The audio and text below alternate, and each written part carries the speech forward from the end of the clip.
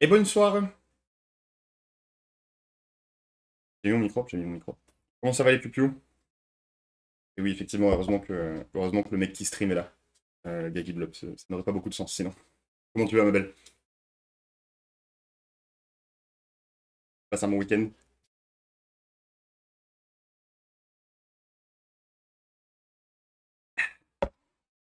Petit, euh, Petit atelier aujourd'hui.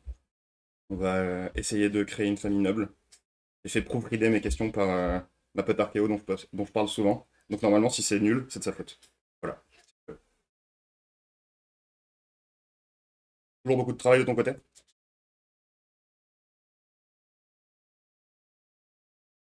T'as le temps de... T'as le temps d'écrire un peu tout ça quand même?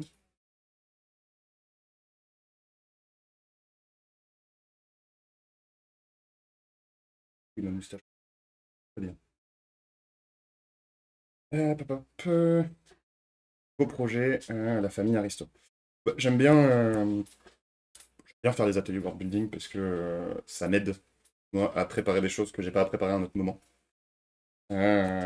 Et en plus de ça, vu que mon deuxième roman c'est censé être un roman qui se passe au milieu de la cour et que j'ai genre une vingtaine de familles nobles, plus j'en crée, mieux c'est.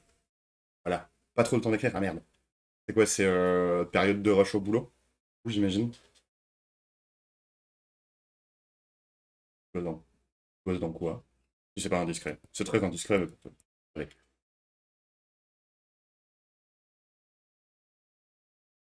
Salut Pigasus, comment tu vas?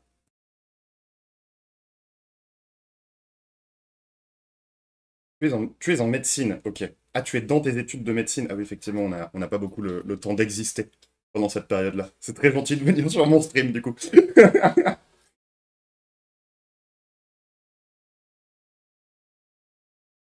Hop, hop, hop, tac, tac, tac. Alors attendez, je vérifie d'avoir bien préparé. Eh ben écoute, ça va fort bien. Euh, En ce moment, j'ai une pote à la maison et on défonce Silksong. C'est très agréable. Euh, voilà. On travaille pas assez ces derniers jours. Mais demain, c'est lundi et on reprend une belle semaine, comme il faut. Donc voilà. Je suis assez content. Euh, de pouvoir créer la famille noble, parce que c'est une famille, on en parlera quand on commencera, dans pas très longtemps donc. Euh, mais la famille sur laquelle je vais bosser, c'est une famille qui m'intrigue beaucoup.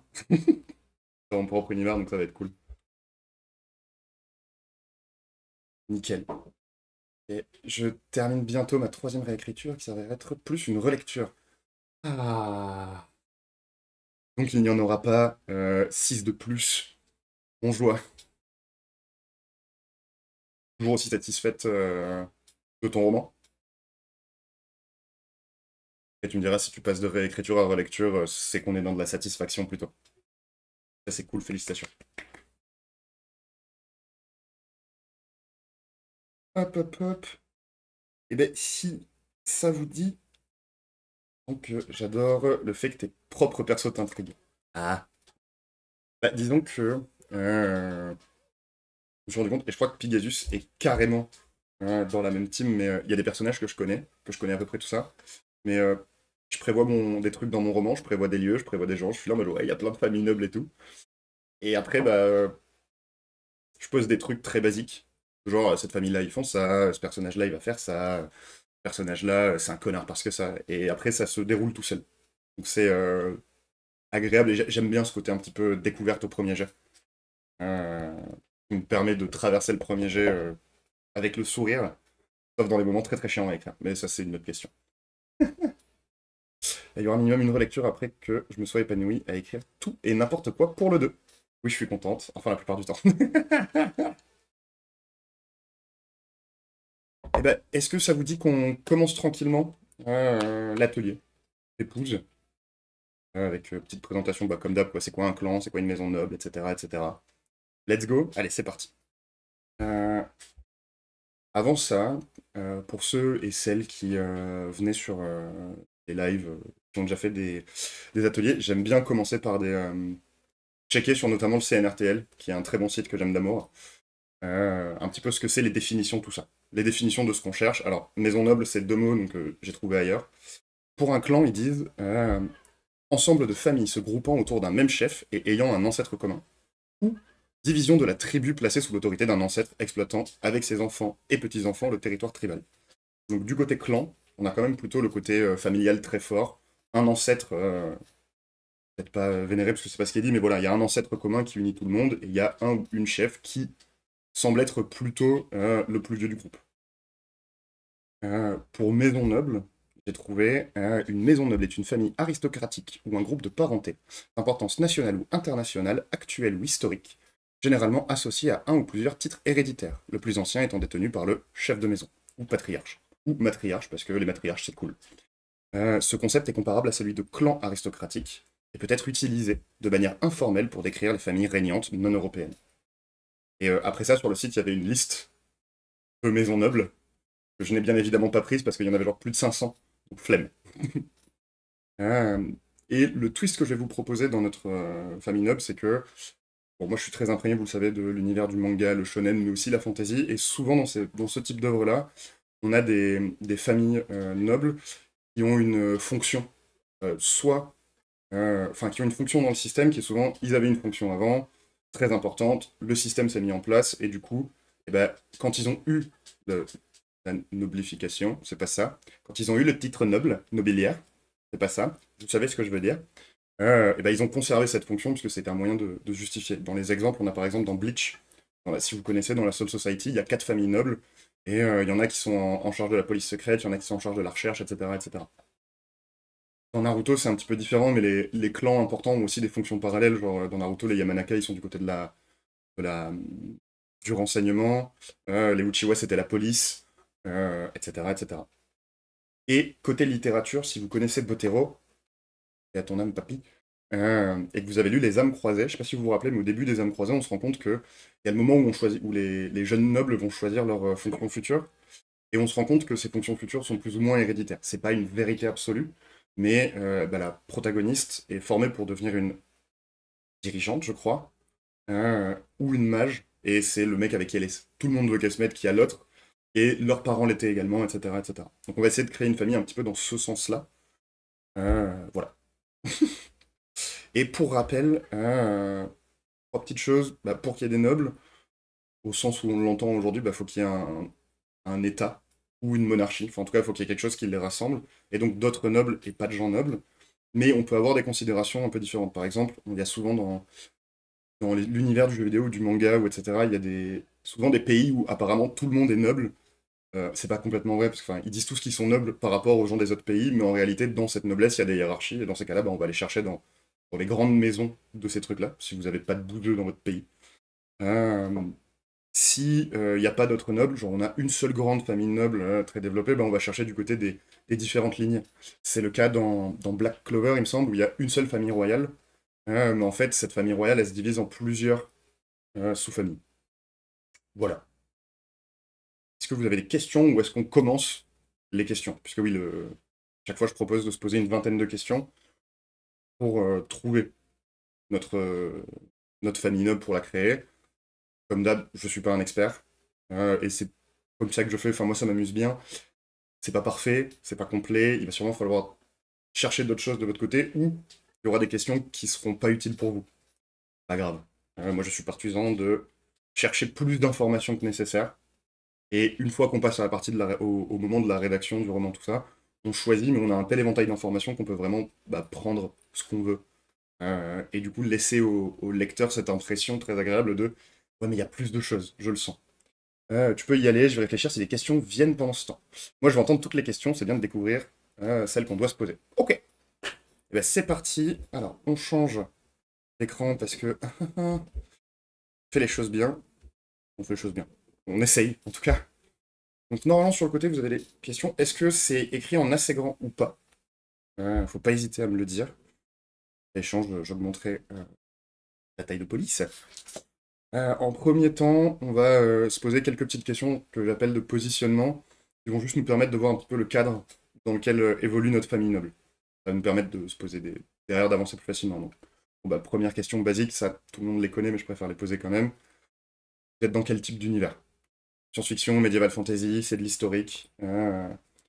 Je suis jamais venu le dimanche, je crois avoir bien compris le concept, et on voit très bien. Parfait. Donc, on est dans quel type d'univers? Moi, c'est de la grosse médiévale fantasy. Ah! Pardon, j'appuie au mauvais endroit. Vous m'entendrez souvent ne pas être content de ce que je fais. On est sur de la grosse médiévale fantasy.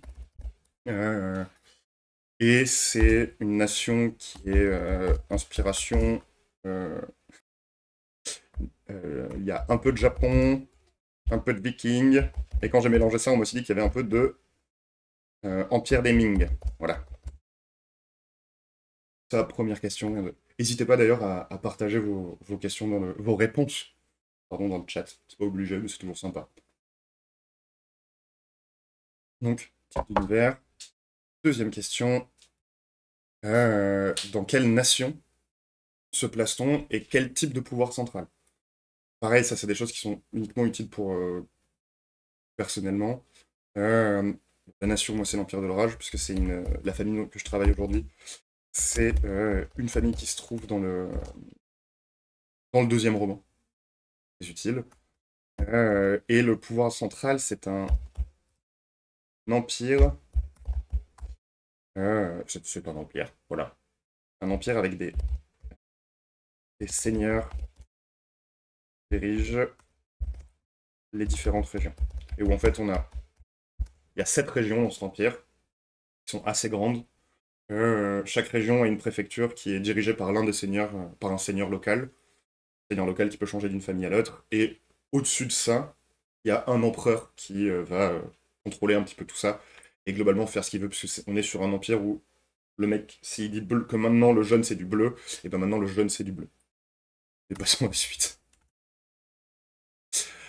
Troisième question, quelle est, et ça c'est une question qui est mine de rien assez importante que j'avais oublié à la base, c'est quelle est la place des nobles vis-à-vis du pouvoir?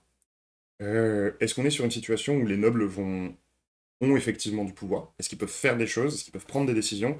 Est-ce qu'on est sur une noblesse qui est complètement contrôlée par le roi et du coup, c'est plutôt quelque chose qui va être de l'ordre du statut sans réel pouvoir? Enfin, ils peuvent faire certains trucs, mais ça s'arrête là. Bref, qu'est-ce qui se passe? Comment ça se passe de ce côté-là? Euh, de mon côté, en fonction du statut de la famille, on en parlera après, ils ont plus ou moins de pouvoir. Chaque famille noble a des obligations, des devoirs et des droits.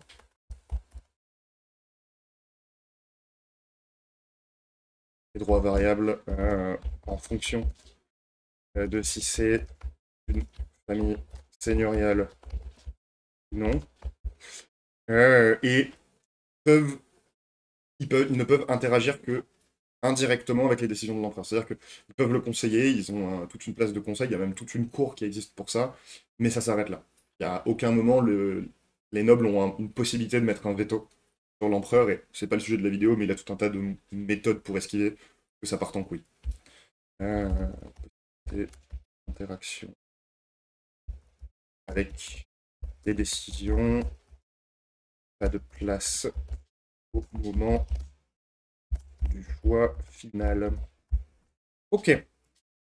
Pop, pop, pop. Donc, on a vu notre positionnement, on a nos quelques infos. Euh, Généralement, quand je crée des lieux, enfin les lieux moins, mais quand je crée des familles, des personnages, tout ça, euh, je sais pas vous, d'ailleurs, c'est peut-être intéressant. Moi, je préfère commencer par comment ça se passe au moment du roman, au moment de mon récit, de savoir ce que je veux, dans une certaine mesure, qui se passe, pour ensuite déterminer le passé, surtout sur des familles qui ont enfin, les familles en question dans ce pays-là, certaines, elles ont plus de 1600 ans. Donc, commencer par le présent et travailler ensuite sur l'origine, ça peut être pratique. Et puis, bien évidemment, enfin, on fait le présent, après on fait l'origine, et rien n'empêche derrière de modifier un petit peu ce qui se passait dans le présent pour être tranquille, tout simplement. Bon, bah, question toute facile pour la question 4. C'est quoi le nom de cette famille noble? Chez moi, c'est les Khaddites. En gros, dans ce pays, il y a deux types de familles. Des familles qui sont issues de familles initiales et d'autres de guildes. Ça, c'est le cas de cette famille-là. Et en fait, à la base, leur nom c'était le Cataclysme Érudit, le nom de la guilde. Et quand ils ont été transformés en famille noble, ça a été fusionné pour donner un seul nom et pas dire on est les Cataclysmes Érudits. C'est bizarre comme nom de famille. je trouve. Ça pourrait passer après. Et j'aime pas ça. Hop. En question 5, quelle est la fonction ou le statut de cette famille? Et est-ce qu'il s'agit d'une fonction initiale ou d'une fonction acquise? Et puis il peut y avoir plusieurs fonctions d'ailleurs. Par fonction, c'est un peu plus tôt, je vous parlais de... Il y a des familles qui sont plutôt versées dans les renseignements, il y a des familles qui sont plutôt versées dans la diplomatie avec l'extérieur, il y a des familles qui sont plutôt versées dans l'armement, etc. C'est cette question-là. Et pour fonction initiale ou acquise, une famille noble, ça peut avoir plusieurs fonctions. On peut devenir noble pour une certaine raison. Et puis, la fonction qu'on avait à la base devient obsolète. Tu fais des évolutions, par exemple, potentiellement, je dis des conneries, mais on a une famille qui à la base est chargée de la récolte enfin, de la gestion des mines de charbon, ils avaient du pouvoir là-dessus. Et puis on passe au nucléaire et on arrête complètement le charbon. Et bah, s'ils veulent rester nobles et conserver du pouvoir, ils ont eu tout intérêt à un moment à trouver quelque chose d'autre qu'ils vont acquérir au fur et à mesure. Dans mon cas, les 4 dites, c'est une famille qui est versée sur tout ce qui est côté magie. Dans mon univers, il y a la magie, la sorcellerie. La magie, c'est tout ce qui est élémentaire, rapport aux esprits, tout ça. Et eux, c'était une guilde. C'est toujours le cas, c'est une famille noble qui est très versée sur ces questions-là et sur essayer de trouver toutes les applications possibles et imaginables de la magie dans le monde, que ce soit des applications tout à fait utilitaires. Là que ça, maintenant, ils sous-traitent auprès de gueux parce qu'on est des nobles, on fait des trucs cool, mais aussi des choses type quand il pleut, je dois faire des allers-retours, mais je suis ta démonstration par instant coupé. Merci Pigasus, y a pas de problème. On est sur une nation qui est tout au nord dans mon cas, très souvent, et c'est eux qui, au bout de... Enfin, il y a quelques siècles maintenant, ont développé une méthode pour que lorsqu'il y a des grands événements, il y ait des dômes qui soient créés au-dessus des cités, pour que la pluie en fait tombe dessus et se déverse sans niquer les parades, les lieux, etc., etc. Donc on est sur de la magie élémentaire, son utilisation pratique. Et c'est une fonction initiale qui s'est développée, mais qui est toujours restée dans ce domaine-là. Parce que je ne sais plus écrire initial, ça ne va pas du tout. Une fonction initiale qui s'est développée. Pour la petite info de l'or, je n'ai pas appuyé sur le bon bouton, ce n'est pas très grave. Il y a eu un moment dans mon univers où les dieux existaient, les dieux sont partis. Et derrière, la magie élémentaire s'est développée de plus en plus, parce que vu qu'il n'y avait plus de dieux, il y a eu plus de place pour ça. Donc ils ont eu de plus en plus de jobs. Question suivante, quelle est la puissance de cette famille? Donc, déjà par puissance, est-ce qu'on est sur une famille noble qui est très puissante, moyennement puissante que puissante? Je ne peux pas donner de valeur absolue, mais ça peut être comparativement aux autres familles nobles. Et ensuite, bah, tout simplement, d'où est-ce que cette puissance vient?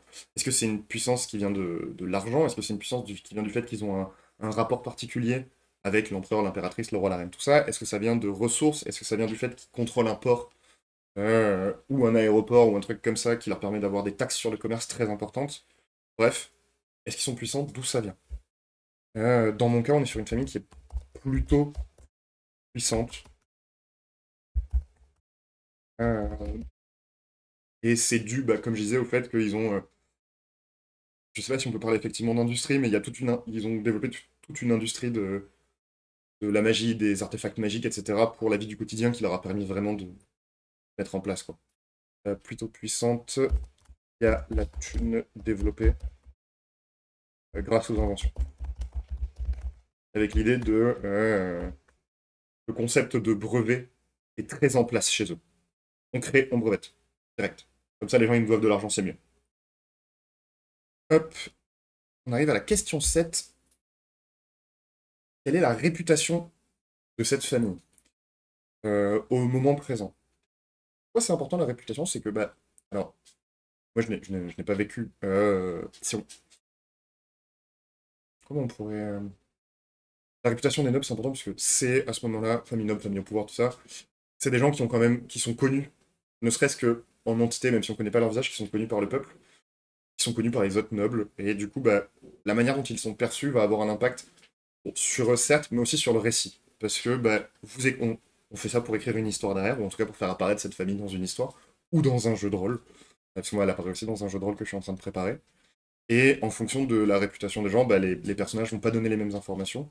Ça va pouvoir permettre de soit donner des informations extrêmement péjoratives qui vont être trompées, enfin, qui vont être prouvées fausses, ou le contraire, où on dit dès le début que c'est des putes, et en fait, c'est vraiment des putes, bref, vous avez l'idée. Euh, Moi, la réputation qu'ils ont, les quatre dites, c'est que globalement, ils sont assez proches de leur thune, et euh, c'est pas tant qu'ils auraient, je sais pas comment dire, ils sont pas hautains, ils sont pas arrogants, mais ils en ont un peu rien à foutre du reste de la cour. Les autres familles nobles, ils gèrent très bien leurs propres endroits, ce qu'il y a à faire, c'est à faire, mais tout ce qui est deal dans toutes les questions de, ouais, de gna gna gna, machin, il a fait ça, etc., eux, ils s'en foutent, ils essayent de se tenir loin de ces enjeux politiques, parce qu'ils ont des objectifs dont on parlera plus tard, qu'ils gardent depuis 1600 ans et qui sont vraiment leur truc, quoi. C'est une intrigue de cour.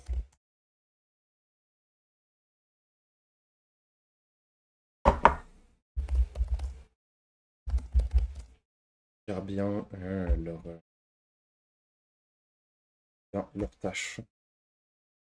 Complètement, c'est le terme. Ils sont assez indépendantistes, mais jusqu'à une certaine mesure, au sens où euh, ils- je dirais plus autonome qu'indépendantiste, parce que indépendantiste, j'ai l'impression que ça signifierait qu'ils veulent se séparer de l'Empire, alors qu'ils y trouvent quand même leur compte dans cet Empire. C'est pour ça qu'ils restent là, parce que grâce à leur statut, bah, ils ont accès à un tas de connaissances, ils ont tout un tas de privilèges qui restent quand même très utiles. C'est pour ça qu'ils remplissent l'intégralité de leurs tâches, mais ils iront jamais plus loin que ce qu'ils sont obligés de faire.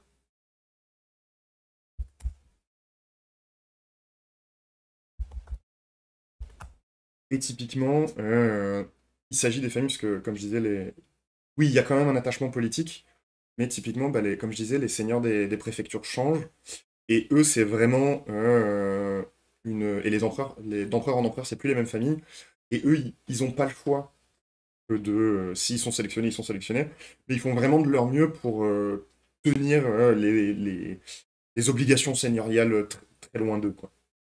Empereur, ça peut être cool, seigneur, flemme. Euh, Question 8. Quels sont les objectifs de cette famille en tant que quantité générale? Euh, on va faire remarquer tout à l'heure que un objectif, les objectifs d'une famille sont souvent guidés par le chef de la famille. On parlera juste après de la question du qui peut être chef de famille, tout ça. Euh, Là, disons que c'est vraiment eux en tant que quantité, vers où est-ce qu'ils tendent de manière générale, en sachant que d'un chef à l'autre, ça peut aller un peu à gauche, un peu à droite. Ça va être une seconde. J'en interromps une seconde, je vais juste mettre la clim chez moi parce que je commence à avoir chaud. C'est pas faux. Je n'aime pas ça.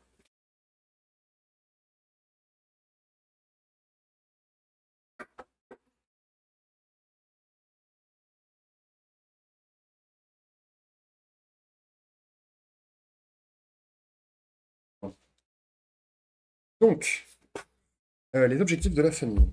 Eh ben, dans mon cas, donc, dans mon univers, là, je vous avais dit la magie, la sorcellerie. La sorcellerie, c'est quelque chose de très particulier où, en fait, le concept de la sorcellerie, c'est une personne arrive à redéfinir son âme, concrètement, et du coup à accéder, et une partie de son corps pour accéder à des pouvoirs qui, normalement, ne devraient pas être possibles. Dans mon univers, tout le monde a accès à un élément, un pouvoir élémentaire, et par le passé, il y avait aussi des pouvoirs divins, qui aujourd'hui n'existent plus au moment du roman. Et les sorcières, c'est des gens qui vont pouvoir grâce à un moment de leur vie, apprendre à modifier le destin, modifier les souvenirs, créer des monstres, et qui sortent des cases. Ça, c'est du côté de la sorcellerie. Du côté de la magie élémentaire, il y a un moment où il y a des gens qui ont développé tellement leur pouvoir et sont entrés dans une espèce de surcharge, qui leur a fait perdre complètement la boule, et qui sont devenus enfin, ce que les gens ont appelé des cataclysmes. Et en fait, la magie, ils perdent complètement le contrôle de leur magie, ils sont un petit peu contrôlés par le flux du mana, si on veut, etc., etc., par des esprits qui interagissent complètement avec eux, ils perdent le pied. Et le cataclysme érudit, leur objectif depuis toujours, c'est de réussir à créer un cataclysme, donc une personne qui atteindrait cet état-là, mais qui garderait contrôle, qui garderait sa personnalité. En gros, arriver à un nouvel état de contrôle de la magie, et principalement avoir, parce qu'ils peuvent faire, des personnes font des choses qui sont monstrueuses. Il faut imaginer quelque chose de quelqu'un qui peut raser une armée en claquant des doigts, allié comme ennemi. avoir ça pour avoir une force de frappe phénoménale et monstrueuse de leur côté. Et peut-être à ce moment-là, prendre le contrôle du pays, mais c'est même pas des considérations. Pour l'instant, c'est juste, ils ne voient même pas l'après. Ça fait 1600 ans qu'ils essaient d'obtenir ça, voire même les familles remontent à avant. Je dirais qu'on est plus sur du 2000 ans qu'ils essayent d'obtenir ça, et on y va, quoi. Et ils sont pourraient garder sa personnalité. Et donc, pourrait agir avec un soupçon de nuance, disons. Eux, c'est leur gros objectif. Après, dans les objectifs, il peut y avoir éliminer une autre famille, prendre le pouvoir, s'appeler l'autorité du monarque, soulever des darons, maintenir sa propre position, ou gagner en puissance, ne pas avoir d'objectif particulier. Bref, il y a toute une gamme de choses qui sont possibles. Amusez-vous. On passe à la question 9, qui est une question assez... voilà. Ben, comment est-ce qu'on peut devenir le chef de cette famille? Alors bon, généralement, il faut faire partie de la famille, bien évidemment. Mais voilà, est-ce que c'est des questions de lignage? Peut être le fils d'eux, la fille d'eux, etc. Ou un descendant direct de machin. Est-ce que c'est des questions... Est-ce que c'est une élection? Qui est très rare dans le cadre de familles nobles, mais on pourrait tout à fait imaginer... dans mon cas, par exemple, il y a l'une des familles nobles qui était avant une guilde où ils ont conservé ça, parce que bah, c'était une guilde qui était basée sur la justice, donc encore aujourd'hui, le chef de famille est élu comme ça. Est-ce que c'est par rapport à des compétences? Le chef de famille meurt ou se retire, et je dis une connerie, c'est des guerriers, on se fait s'affronter les meilleurs guerriers de la famille, celui qui bute tous les autres devient le chef de famille. Bref, comment ça se passe? Euh, Dans mon cas, on est purement et simplement sur du lignage, parce qu'il considère le chef de famille, c'est un représentant aux yeux de l'empereur, devant l'empereur, et du coup, il n'y a pas besoin qu'il ait des compétences magiques particulières, etc., etc. Donc on prend un lignage, il y a une lignée qui est dévouée à ça, qui va être au contraire des autres membres de la famille, beaucoup plus formés aux questions politiques pour apprendre tout ça, et c'est cette lignée-là, tout simplement. Et vu que ça a tendance à être pour la majorité des rats de bibliothèque, à tous bien sûr, c'est une famille, il y a des gens différents, tout ça, mais qui sont formatés pour aller vers là, bah, ça leur va bien. Euh, tac, le lignage direct. Depuis.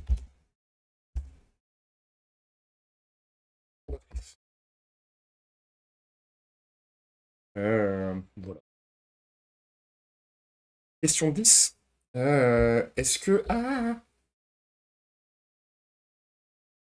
que cette famille fait partie, donc, que ce soit dans la nation ou pas, d'une faction particulière? Oui, non, là ou lesquelles, pourquoi? Par faction, j'entends, faction, est-ce qu'on a un groupe, c'est-à-dire pas juste des alliés, c'est pas juste genre eux c'est nos potes, mais vraiment un groupe avec des intérêts communs, une forme de, presque de, non c'est pas le bon terme, mais qui vont vraiment s'entraider sur des choses précises. Alors, dans la nation en question, la nation se divise en trois clans. Elle appartient à la faction du tonnerre. C'est l'un des trois clans. Parce qu'à la base, en gros, cette nation, donc il y avait des familles qui ont été formées en clans, qui sont unies en forme de clans, qui étaient des mini-États, qui ont été unifiés en empire. Elle faisait partie d'un des mini-États.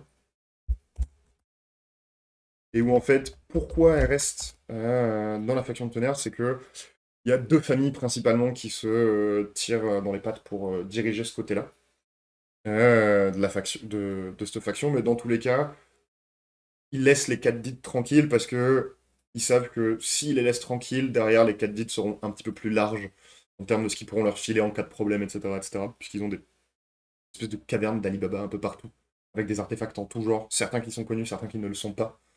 Donc c'est utile de les avoir dans la team. Action du tonnerre, reste car on les laisse tranquilles. Et ensuite, alors, il y a un groupe dont j'ai pas encore trouvé le nom, qui serait un équivalent du Haut Conseil de la magie, un truc comme ça. Euh, Où en fait, dans chacune des 5 nations, dans les 5 dans l'univers, il y a une famille ou un groupe ou une institution qui est vraiment Salut Irine, comment tu vas?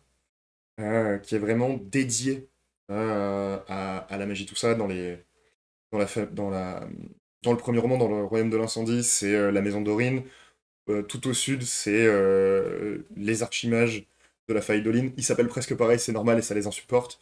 Là, c'est les quatre dites, et en fait, ils forment un conseil où ils se retrouvent une à deux fois par an, grand maximum, les chefs, pour un petit peu partager certaines informations. Et ça, ils en font partie par intérêt beaucoup plus direct, parce que bah, chaque nation a sa manière d'aborder la magie. Et du coup, bah, en se confrontant à eux, ça permet de glaner de l'info. Mais au conseil de la magie, je trouverais mieux. Je trouverais mieux un moment. Au conseil de la magie, euh,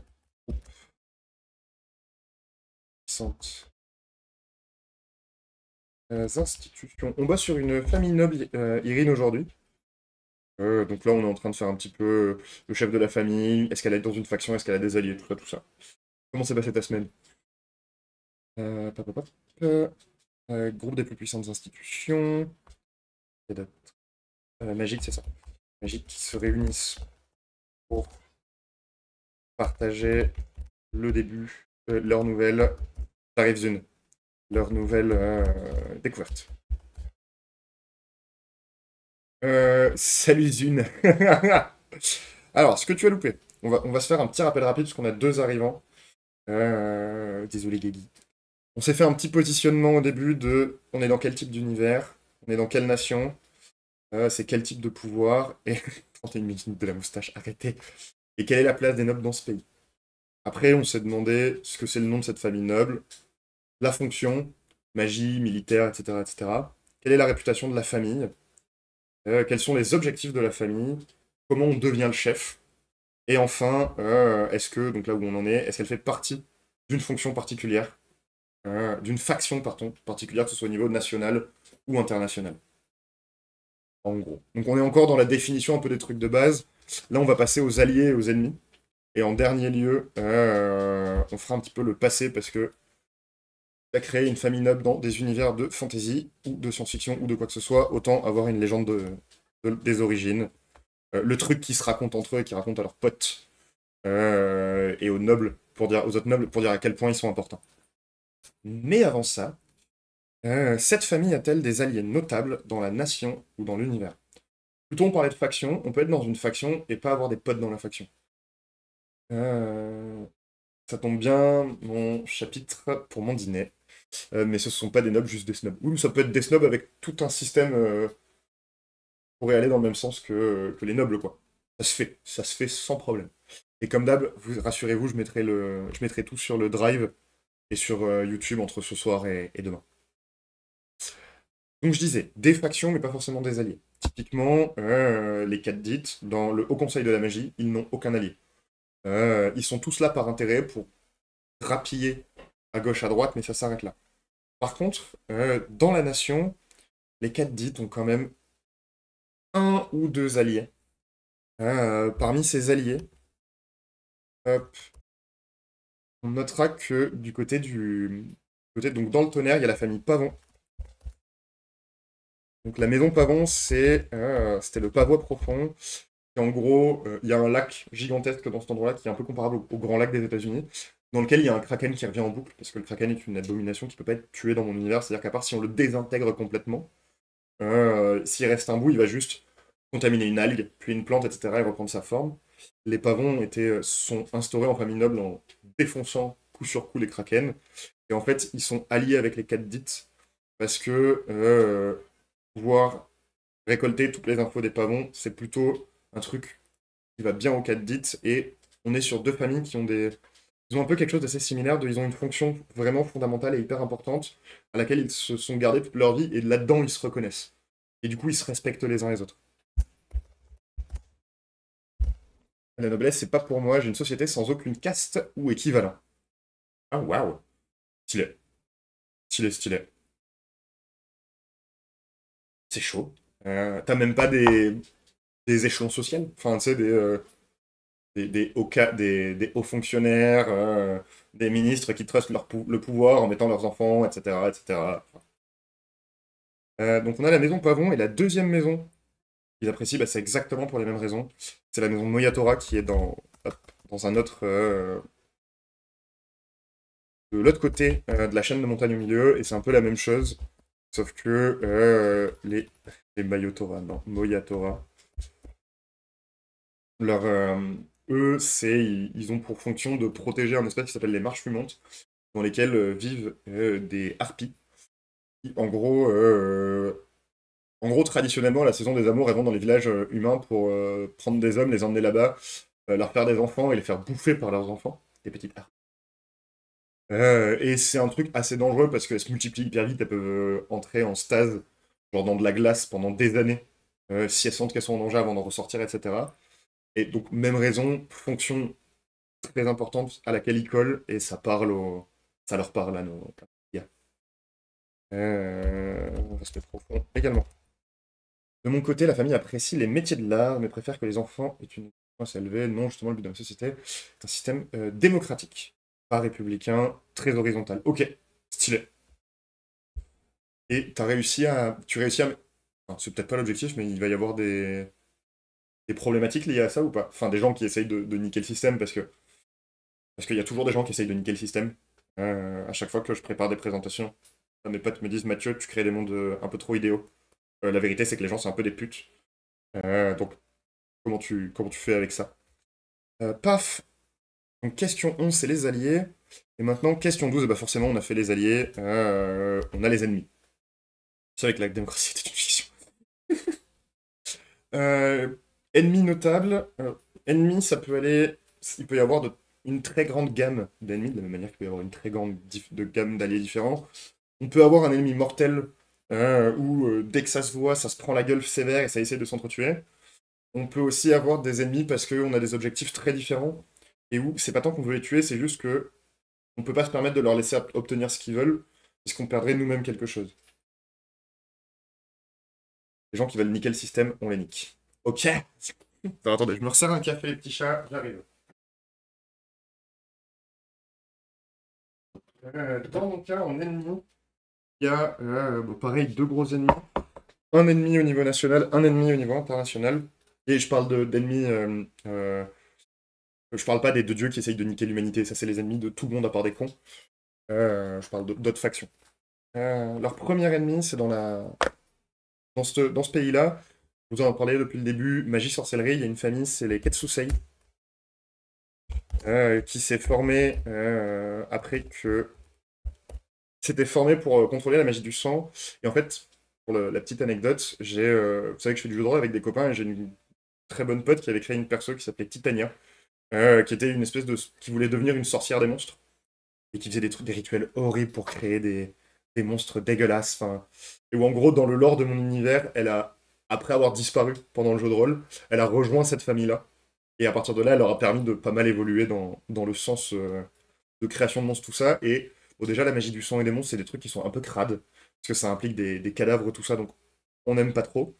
Et en plus de ça, il y a vraiment une forme d'opposition brute entre la magie et la sorcellerie, parce que la magie, c'est genre l'univers tel qu'il serait conçu et tel qu'il devrait exister, alors que la sorcellerie, c'est contre nature, c'est tu étais quelque chose, tu as voulu devenir autre chose, etc. Donc, il n'est pas rare que sorcier avéré et archimage se détestent. C'est des luttes qui opposent surtout des gens qui sont très en hauteur dans les strates. Il y a très peu de sorciers ou de sorcières effectives dans mon univers, donc pour la majorité des gens, on bat un peu les couilles. À l'exception d'un clan qui est au sud, mais c'est une autre question. En gros, si une personne veut plus de pouvoir, les gens vont globalement pas suivre, car ça bouscule le principe d'équilibre fondateur de la société. Ok, stylé. Et j'imagine que c'est pas quelque chose qui arrive en 30 secondes. Enfin, ça a pris du temps à se mettre en place, il y a eu des tentatives, etc. Et à force de tentatives qui fonctionnent pas et qui avortent, on confirme que l'équilibre est la valeur sûre et du coup ça avance. Tac, car la sorcellerie et des monstres. De manière générale, il y a eu plein de formes de sorcellerie qui ont existé, avérées ou non. Tout ce qui concerne le sang et les monstres et les cadavres, c'est plutôt quelque chose où on a dit moyen chaud dans l'univers. Donc ça. Et leur deuxième ennemi, qui est un ennemi commun à pas mal à pas mal, ça s'est mis en place sur des millénaires, ouais. Qui est commun à pas mal de sociétés, de groupes, comme les Candides qui ont beaucoup de savoirs secrets, etc. C'est un groupe assez peu connu qui s'appelle le Parlement de la Tempête.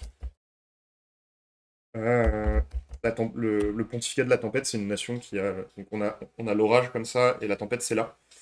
Et qui aurait des agents un petit peu partout, qui chercheraient à regrouper les connaissances de tout le monde. Et les Khaldits, ils sont pas trop pour le partage absolu, parce que Parlement de la tempête, ils sont vraiment dans un deal de. On récupère les infos de tout le monde, mais on ne les partage pas et on les garde pour nous. Et voire même s'il y a des informations qu'on récupère et il n'y a qu'une seule personne qui les possède, potentiellement on tue la personne pour que ce savoir soit perdu en dehors de notre groupe. Du coup, pas fifou pour un groupe comme les 4 vous imaginez bien. On a vu nos ennemis. On peut en arriver à la troisième partie de notre atelier, avec cette question sur la fondation de la famille et l'anoblissement.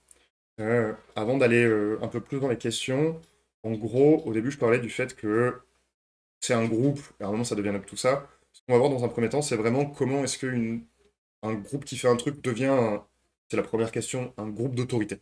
Un truc important, une guilde, etc., etc. Et ensuite, on verra l'effet de l'anoblissement sur le dit groupe.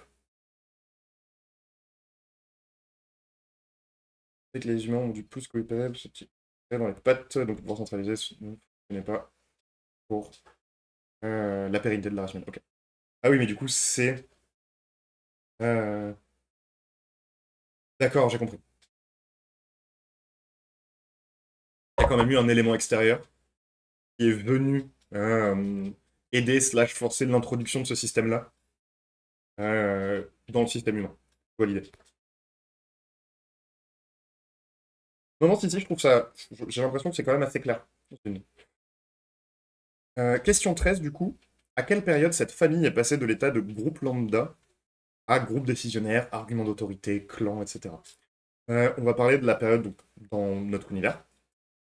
Et on va aussi potentiellement parler, on va pouvoir insérer une comparaison par rapport à ça correspondrait à quelle temporalité dans notre monde à nous. Parce que moi, je peux poser une année. Ils sont devenus un pays, une famille à part entière.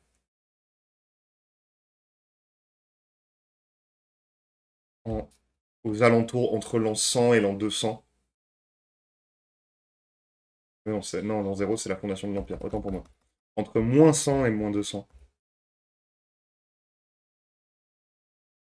Parce que, en gros, avant la fondation de l'Empire, euh, il y a eu une guerre, enfin, il y a eu une guerre entre les dieux, qui se sont affrontés entre eux, qui a détruit une grosse partie de l'humanité, et qui a fait un peu un espèce de reboot temporel. On est renvoyé beaucoup plus tôt.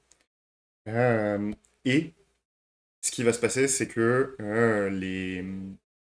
cette famille-là, donc il va y avoir plein de problèmes dans ce qui deviendra plus tard l'Empire, et il y a une période de, donc c'est moins 200, moins 100 pour être logique, il y a une période où il y a un peu partout, d'un côté de la ligne de montagne, des familles, des guildes qui se forment, et elle en fait partie. Hop. Question 14. Et bien tout simplement, comment est-ce que c'est devenu un groupe d'autorité, et surtout pourquoi? Hmm. Comment et ou pourquoi d'ailleurs? Parce que ça peut, ne pas, ça peut être une action particulière qui fait ça. Euh, Ça peut aussi être une raison qui est issue d'une suite structurelle d'actions. Il a mis les nombres à l'envers. Oui, bah écoute, ça arrive à tout le monde. Comment et où? Euh, comment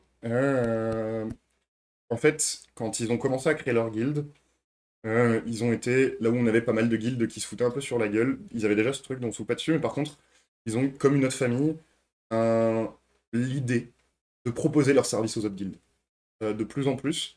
Et il y a eu un moment, en fait, dans ces années-là, où on s'est rendu compte que, eh ben, mine de rien, il y avait d'autres gens à l'époque qui produisaient des artefacts magiques, qui produisaient des techniques, etc., mais que c'était vraiment les meilleurs, quoi.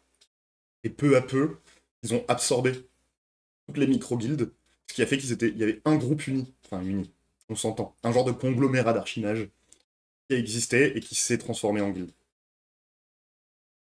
Pop, pop, pop, pop, pop, pop. Produisez.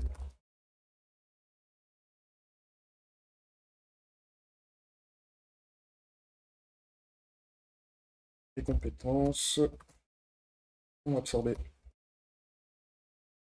et concurrentes.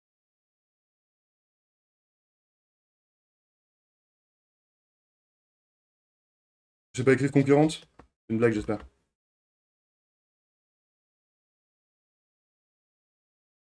Bah non, je sais pas écrire concurrente. Donc, absorber les guildes concurrentes.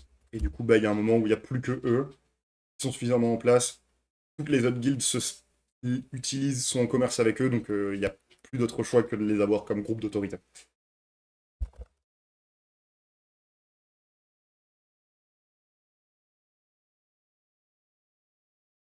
Salut mon grand, comment tu vas?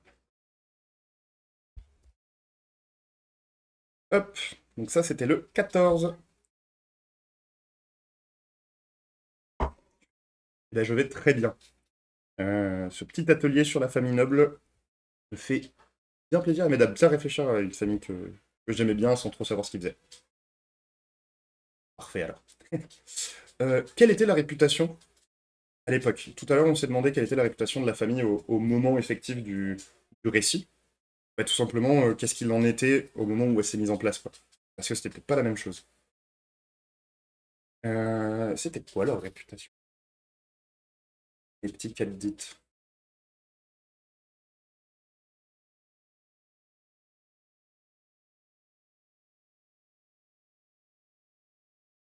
Je pense qu'on était sur un truc de. Ils sont un peu tarés quand même. Une espèce de réputation de. Ils sont experts dans leur truc, mais ils sont à la pointe d'une certaine technologie, et vu qu'ils cherchent tout le temps à aller plus loin, dans leur laboratoire, dans les espaces qu'ils ont exprès pour, ça part souvent en couille, il y a des explosions dans tous les sens, qui sont notamment liées au fait qu'ils essayent de créer des cataclysmes.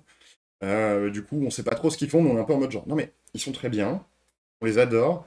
Après, si on peut avoir 50 kilomètres entre leur laboratoire et notre maison, une bonne base.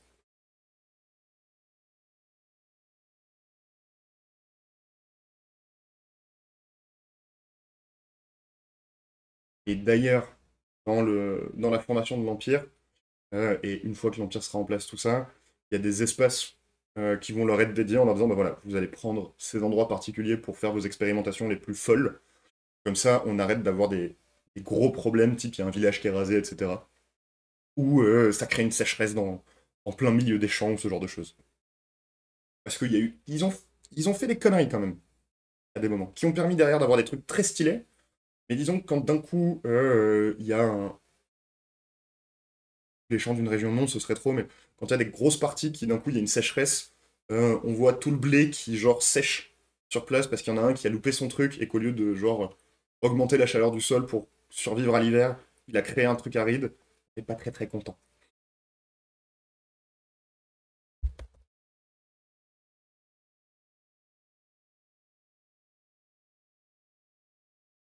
Hop. Ensuite, question 16. Euh, Ils sont bons, mais ça part parfois en couille. Exactement. C'est dans l'univers du manga et de la fantasy, shonen, tout ça. C'est vraiment un trope que j'adore très très fort.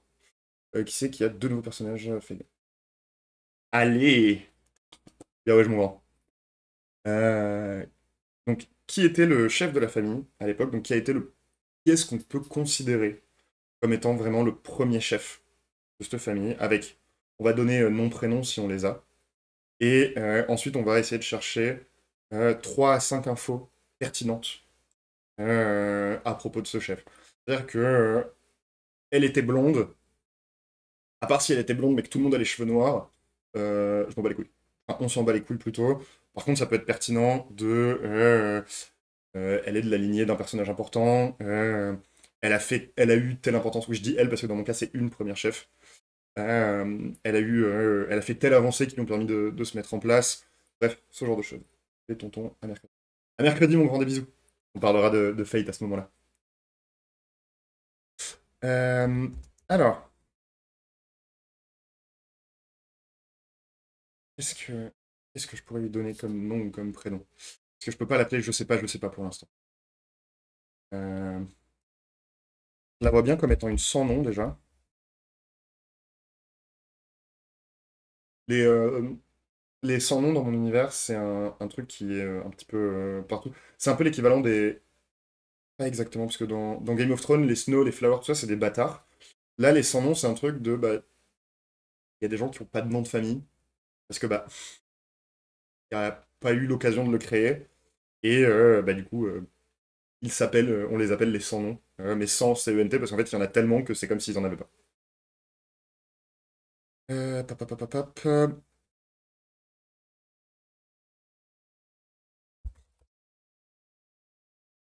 Yolande.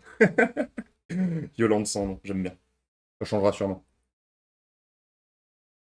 Information particulière. En gros, il a un gros héritage, mais au hasard, à sa petite fille, vu que sa fille est morte, au lieu d'héritage, revient à ses frères et leur fille. Ok, ok. Il y a une raison particulière à ça? Dans les particularités, et ce qui fait qu'elle a été mise au début et que ça a été dans. Et du coup, c'est quoi cette raison, Erin? Et ce qui fait que ça a fonctionné, c'est que elle est la première personne à avoir quasiment atteint l'état de cataclysme et avoir réussi à rétro-pédaler. Du coup, elle n'est pas restée. Quand elle a senti le truc arriver, elle a réussi à revenir en arrière, donc elle a pu, grâce au ressenti, grâce à ce qui était en train de lui arriver, commencer une théorisation de ce qu'il faut faire pour ça.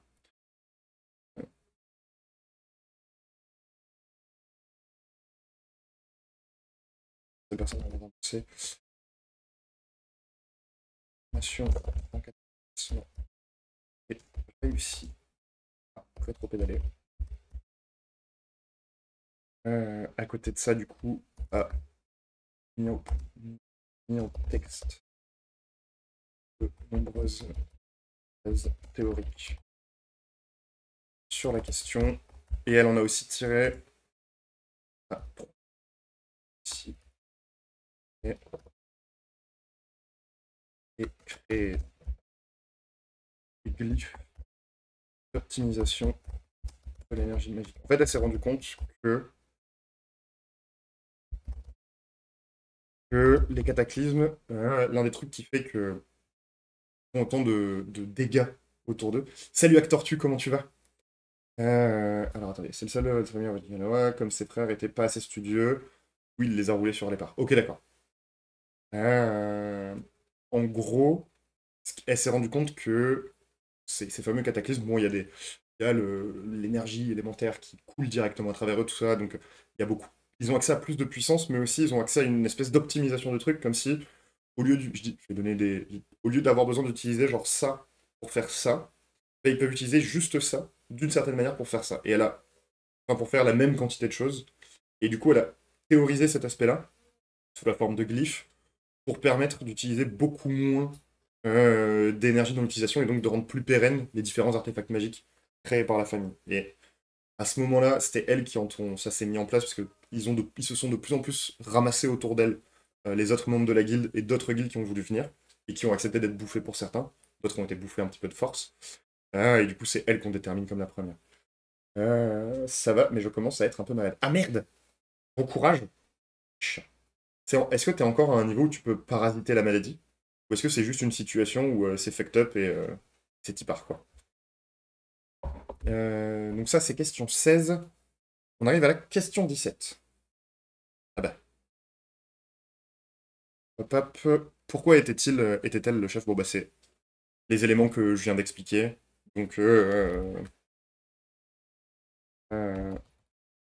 vais mettre CF au-dessus. Euh,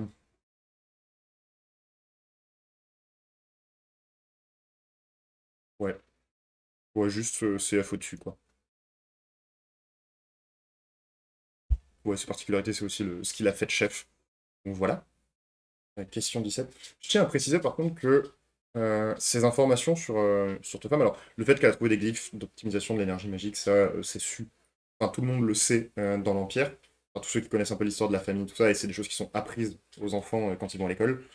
La partie sur cataclysme, tout ça, c'est quelque chose qui est gardé jalousement par la famille. Il y a bien évidemment, en 2000 ans, eu le temps d'avoir des fuites un petit peu partout. Mais quand même, ils ont fait en sorte de tenir au mieux. J'ai un peu mal à la tête et ma gorge commence à me déranger. Je pense que demain ça va. Ah zut. Courage. C'est la veille de la mort. C'est pas le pire parce que la mort c'est le pire, mais c'est vraiment un moment quand tu te sens éternel en mode genre. Ouais, ça va. Ouais, exactement ce par quoi tu passes. Bon courage. Question 18. Y a-t-il une légende autour de ces événements et de son implication? Tout simplement, qu'est-ce qui est raconté et comment est-ce que c'est raconté? Dans le cadre d'une autre famille que j'avais réfléchi. C'est la famille Moyatora, j'en parlais un peu plus tôt. Il y a tout un mythe sur comment est-ce qu'il aurait tué la reine, comment le chef de la famille aurait tué la reine Harpie, etc., dans un combat extrêmement long. Du coup, euh, alors que la réalité, c'est qu'ils étaient beaucoup plus nombreux, etc., mais c'est l'histoire qu'ils ont racontée, c'est ça qu'on va se demander. Je suis en train de penser, je sais, c'est rare que même magie, bien qu'intrinsèque aux personnes, rare aussi, a dû être étudiée et qu'un système d'annexe, rune, glyphe, sceau ou autre accessoire magique a dû être inventé. Au moins un minimum pour améliorer la magie en plusieurs milliers d'années de développement. C'est probable. En fait, c'est probable si c'est possible. On pourrait tout à fait avoir un univers dans lequel tu as cette magie intrinsèque et il n'y a pas de moyen de catalyser fondamentalement. Tu peux genre avoir un truc de... Ils ont une baguette ou ils ont un objet pour les aider à se concentrer, mais ça n'a pas d'impact direct sur la magie. Et après, effectivement, si les gens ont de la magie en eux, il y a des chances que... Si quelques personnes en ont, il y a des chances qu'il y ait des matériaux qui en aient et qui puissent faire résonner, etc. Complètement. Toujours plus de recherche, mon petit chat. J'ai pas de boulot, donc j'ai pas de problème pour le moment. C'est quand même hyper chiant d'être malade. Donc, euh, dans mon cas, la légende qui est racontée très ouvertement à toutes les autres familles nobles et à tout le peuple et tout ça, c'est que dans mon univers, dans mon univers, il y a il y a il y a trois grandes catégories de dieux. Il y en a une, on n'en parlera pas maintenant. Il y a les dieux guerriers, il y a les dieux élémentaires. Dans les dieux élémentaires, il y a cinq dieux qu'on considère. En fait, ils sont tous à la même échelle, mais pour les humains, les dieux des éléments primaires sont plus importants, puisque les autres éléments impliquent 2, 3, 4 éléments en combinaison. Selon la légende, elle aurait réussi, par le biais d'un rituel, à convoquer les cinq dieux élémentaires de base, et elle aurait réussi à les faire discuter entre eux pour obtenir des savoirs de leur part. En gros, elle aurait été l'étudiante, l'observatrice euh, des dieux élémentaires, et c'est grâce à ça qu'elle aurait trouvé ces glyphes, et c'est aussi grâce à ça qu'elle aurait donc réussi à devenir chef de la famille à ce moment-là. Voilà.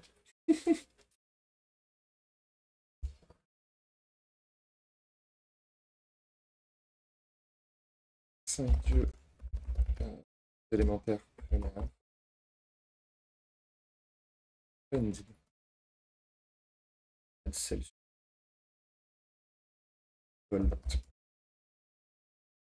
Non, aurait fait discuter et interagir.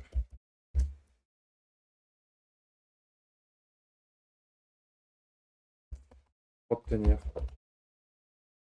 euh, leur savoir et leurs compétences. Ok, c'est de là que le technologique de l'époque découlera. Hop, on en arrive à notre question 19. Euh, à quel moment ce groupe a-t-il été anobli et pour quelle raison?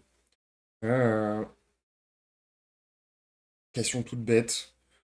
Dans mon cas, on est sur une famille qui est anoblie au moment de la fondation de l'Empire.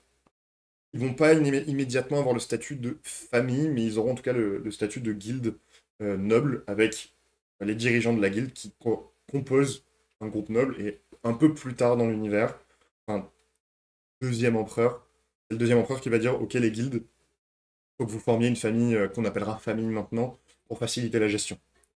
Euh, mais c'est pas forcément ça qui se passe. On peut tout à fait imaginer un groupe qui s'élève plus tard dans l'univers, avec il y a une crise, j'ai une connerie. Il y a une peste de la magie. C'est un truc qui va arriver dans mon univers, mais beaucoup plus tard. Il y a une peste de la magie, il y a un groupe qui s'élève en trouvant, un, d'où ça vient, deux, quoi faire, trois, comment faire en sorte de limiter tout ça, et potentiellement, eh ben, on va leur donner le titre nobiliaire, le fait d'être noble. Il y a plusieurs raisons qui peuvent motiver ça, en plus de la temporalité. Il y a le fait que ça a été utile, il y a le fait qu'ils ont beaucoup de thunes et ils l'ont acheté. Ça se fait, hein. Je vous rappelle qu'en France, il y a des gens qui ont acheté, alors c'était pas les mêmes nobles que les nobles de sang, mais il y a des gens qui ont acheté leur titre de noblesse. Il peut y avoir donc le cas précédent, le cas un peu l'utilité publique, ce qu'ils proposent, ce qu'ils ont fait. Mais on pourrait aussi tout à fait imaginer un monarque, et c'est un peu ce qui se passe dans mon cas aussi, qui décide de rendre nobles certaines familles en particulier pour les rapprocher de lui et indirectement, du coup, en avoir un peu plus le contrôle. Parce que bah, en devenant noble, ils acquièrent des droits, mais aussi certaines obligations, certains devoirs, des comptes à rendre au système central, et donc une manière un petit peu plus de contrôler, de mettre en compétition avec d'autres familles, tout ça. Donc, moi, ils ils ont été anoblis à la fondation de l'Empire. En fait, la première impératrice va, elle, choisir un certain nombre de groupes, d'un certain nombre de familles, un peu plus que ce qu'il y en a dans le roman aujourd'hui. Puisque aujourd'hui dans le roman, il y a des familles qui ont disparu, il y a des familles qui ont été absorbées, etc., etc., pour cause de vous êtes devenus nuls, ou ils ont tous exterminé ce genre de choses, été exterminés, ou ils ont été bannis, bref, vous avez l'idée. Et c'est elle qui va les choisir, mais vraiment dans cette optique de créer un groupe uni, parce que à ce moment-là, elle sait pertinemment qu'en ayant trois groupes différents qui forment l'Empire, il est absolument impossible que ça se maintienne, même si elle est une apôtre du soleil, en gros. Euh, Désir d'unification des pouvoirs, plus mise en compétition. Il y a le système de succession impériale, plus reconnaissance de la nécessité, enfin, de l'importance de leur capacité.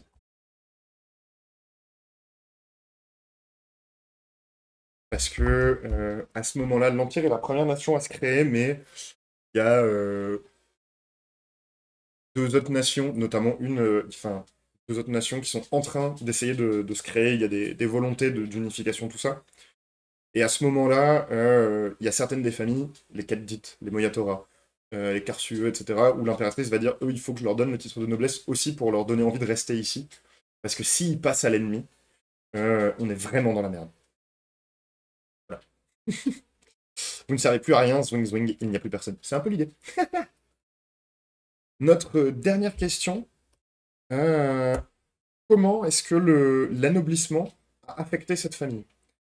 Parce que bah, quand on se retrouve d'un coup propulsé à certaines hauteurs, on obtient certains droits, certains devoirs, etc., qu'on n'a plus les mêmes comptes à rendre, et ben ça peut changer des gens.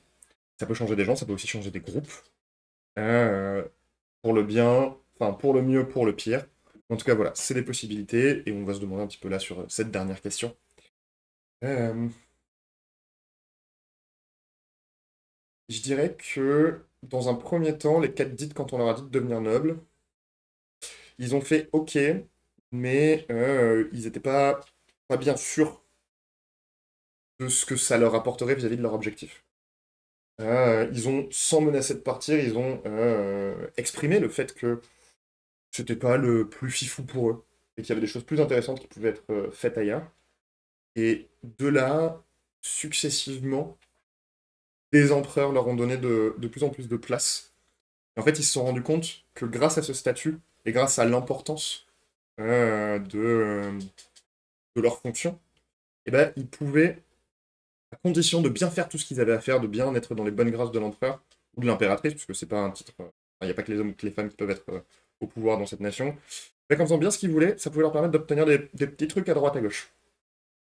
Et ça les a un petit peu plus ouverts. Pas ouverts parce qu'ils sont quand même de leur côté dans les jeux de cours, mais ça leur a permis de rester disposés à rester dans cet anoblissement. Je sais pas si c'est clair ce que je viens de dire. Ça m'a paru extrêmement clair dans ma tête et extrêmement confus dans ma parole. Je m'en excuse, et ça arrivera de nouveau. Voilà, fin de phrase. Au début, pas hyper convaincu. Mais, force de faire ce qu'on leur demande. Et d'obtenir davantage. Décider de 1. C'est dans l'Empire.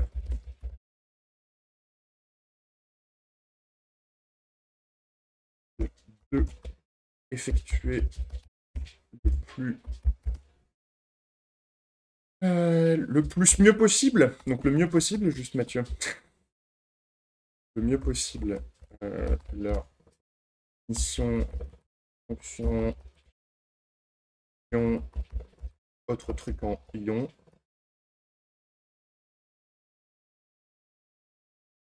Obtenir leur conserver davantage et éventuellement en avoir plus. Hop. Ouh. Et ben voilà. Là, je touche tout. On a fait nos 20 questions. Hop, sur les familles nobles. On s'est demandé, donc pour se faire un petit récap rapide, c'est encore plus meilleur, exactement. On s'est demandé dans quel positionnement on était, type d'univers, nation, type de nation, etc. On s'est demandé dans le temps présent quelles étaient les fonctions, la source de puissance, la réputation, les objectifs de la famille. On a cherché un petit peu à savoir comment on devient chef, de quelle faction est-ce qu'ils font partie, quels sont leurs alliés, leurs ennemis. Et ensuite, on est revenu côté passé de la famille, avec le moment où cette famille, ce groupe est devenu quelque chose d'important. Pourquoi, comment, grâce à qui, quelles légendes ils racontent à tout le monde pour maintenir leur position, parce que je pense que quand on est au pouvoir depuis longtemps, avoir une légende fondatrice, un mythe fondateur, c'est hyper important pour justifier. Le storytelling, c'est important. Voilà. On ne va pas le dire autrement que c'est important. Et enfin, vis-à-vis de l'anoblissement, qu'est-ce qui s'est passé et qu'est-ce que ça a changé pour eux. Hop, je suis peut-être à côté de la plaque, mais quelles sont les implications des différents cercles, genre le voisinage, la famille, comme la fonction d'une famille devenue noble? Pourquoi être une autre ou impacter les autres? Les étapes. Alors, quelles sont les implications des différents cercles, genre le voisinage? Tu veux dire les maisons nobles qui sont relativement proches? Je peux comprendre. Petit Gazus, les autres familles, comme la fonction d'une famille devenue noble pourrait être...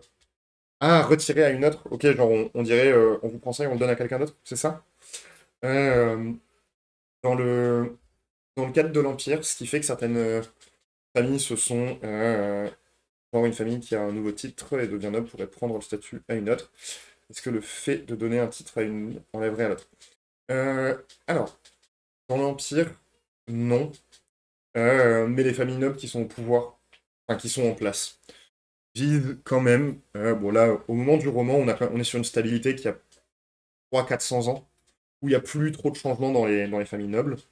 Il y en avait beaucoup plus avant. Et en fait, elles ont essayé pour certaines de se bouffer d'un peu de centre détruire pour avoir plus de pouvoir, parce que c'est quand même on est sur un empire qui prône l'excellence, le pouvoir, tout un tas de choses hyper saines pour les enfants. Euh, et ça a permis, en fait, en éliminant certaines familles, ça permet aux autres familles d'avoir moins de concurrence pour obtenir le titre d'empereur.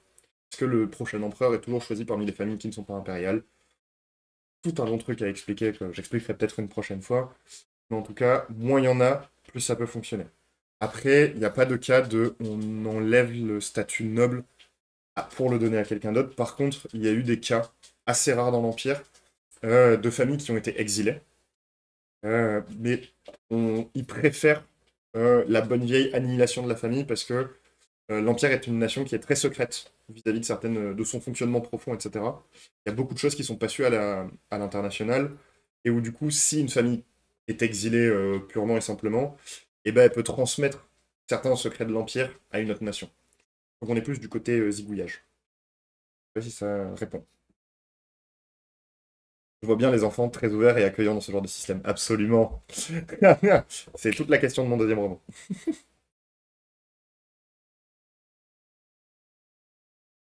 Par contre, pour en revenir à ce que tu disais, Pegasus, même si ces grandes maisons nobles, elles ont un statut qui est théoriquement euh, égal d'une maison à une autre, c'est des grosses familles, euh, dans la réalité pratique des faits, elles n'ont pas le même impact sur l'empereur, et du coup, elles vont pas tant chercher à voler le statut noble d'une autre qu'à saper l'intérêt de l'empereur pour elle, pour avoir plus de place, pour lui donner plus de conseils, et donc être plus écouté, et plus mis en avant, grossièrement. Mais ayant essayé de faire 5 nations avec des systèmes politiques assez différents, il y a 2 royaumes mais qui fonctionnent pas du tout de la même manière. Cette question-là est le coup de voler le statut noble d'une autre famille. C'est quelque chose qui se fait. Alors, ils s'appellent pas nobles entre eux, mais dans le pontificat de la tempête, où il y a des cités ruches, enfin des cités-États. Il y a le pontife qui chapeaute tout ça, et il arrive que une famille qui monte au pouvoir dégage complètement une autre famille et la fasse dégager de la cité. Oui, j'imagine que les mouvements des uns et autres bougent le tout un peu comme dans Gagner la guerre. J'ai pas eu l'occasion de le lire. On m'a dit qu'il fallait que je le lise parce que c'est vachement bien. Mais oui, c'est exactement l'idée. C'est tout, en fait, c'est tout un tas de. Pour l'Empire, il y a vraiment un côté superposition de factions, de groupes de factions, de groupes d'idées, tout ça, qui sont tout le temps entremêlés de manière extrêmement serrée, et où en fait le moindre mouvement va peut-être avoir aucun impact sur la toile politique autour, mais avoir énormément d'impact beaucoup plus loin, parce que machin a récupéré tel truc, ce qui va dégager, ce qui va faire que un tel aura plus cette capacité-là, donc il va se passer ça, etc. etc. Je repasse en discussion, puisqu'on a fini les petites questions. Euh, Est-ce que ça vous a intéressé, déjà? Est-ce que voilà, que c'était bien? Est-ce que ça a manqué de certaines questions? Ou est-ce qu'il y avait des questions qui n'avaient pas forcément d'intérêt pour vous? Je suis toujours, moi, c'est avide, toujours avide de retour sur ce que je propose. Encore une fois, il y a probablement des choses qui seront pas utiles pour votre projet en particulier. Il y a aussi probablement des choses qu'il faudra approfondir en fonction de ce que vous voulez faire. Je crois qu'on a une base pas trop dégueu là. C'est pas trop attardé sur les personnages au temps présent, mais parce que ça me semblait pas forcément nécessaire. Là, tout de suite. Voilà. Et au genou. La vie de vieux, c'est nul. Tac. Hop, hop, hop. Et puis, si, si on n'a pas plus de questions, bah, j'imagine qu'on s'arrête là. Simplement. Tac, alors attendez, je vais enregistrer mon fichier. Fermer mon fichier. Ça me conforte dans l'idée de ne pas faire ce genre de choses dans mon univers. Je déteste ces besoins de pouvoir non réels à mes yeux. C'est-à-dire. Bah, après, c'est une question assez intéressante. Enfin, c'est un point assez intéressant.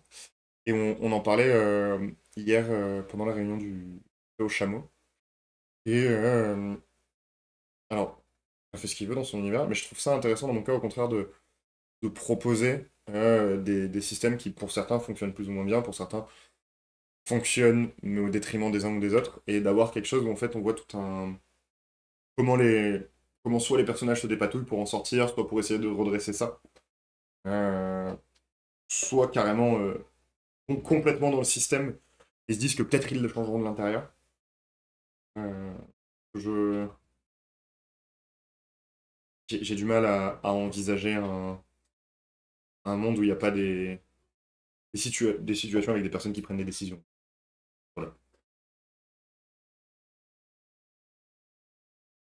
C'est bien aussi d'écrire des gens qui font des trucs pas bien avec le pouvoir et après tu les fais souffrir.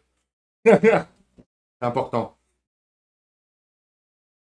Hop, c'est de la politique politicienne pour moi et un pouvoir illusoire. Je vois ce que tu veux dire. Je suis pas sûr que ce pouvoir soit si illusoire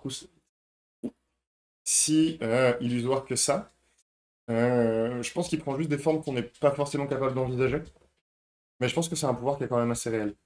Hashtag auteur sadique. Je me le ferai tatouer sur le torse là. Le petit hashtag auteur sadique. euh... Eh bien,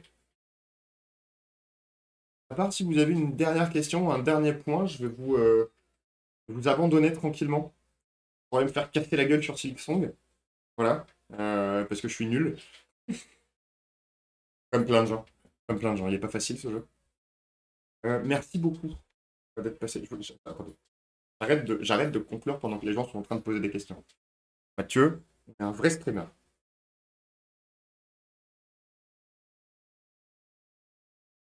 Allez, j'ajoute une récompense moustache. Point, je donne direct tout mon budget.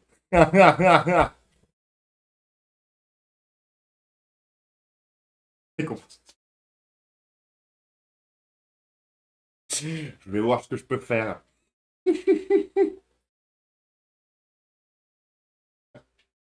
Dans mon roman, je tue un empereur dans un coup d'état, donc je suis sadique aussi. Bien. Mais en vrai, j'en parlais avec Louli, qui est une streameuse qui vient parfois sur la chaîne, tout ça. Et je pense que tous les auteurs sont d'accord là-dessus. Ça fait du bien. Ça fait du bien d'en faire se faire certains. Voilà, faut le lire, faut le lire. Et c'est agréable. On fait pas dans la vraie vie, au moins. Je vous fais des bisous. Et du coup, à demain. Demain soir, 20h30. Évidemment, si j'avais l'emoji qui lève les bras, je lancerais évidemment.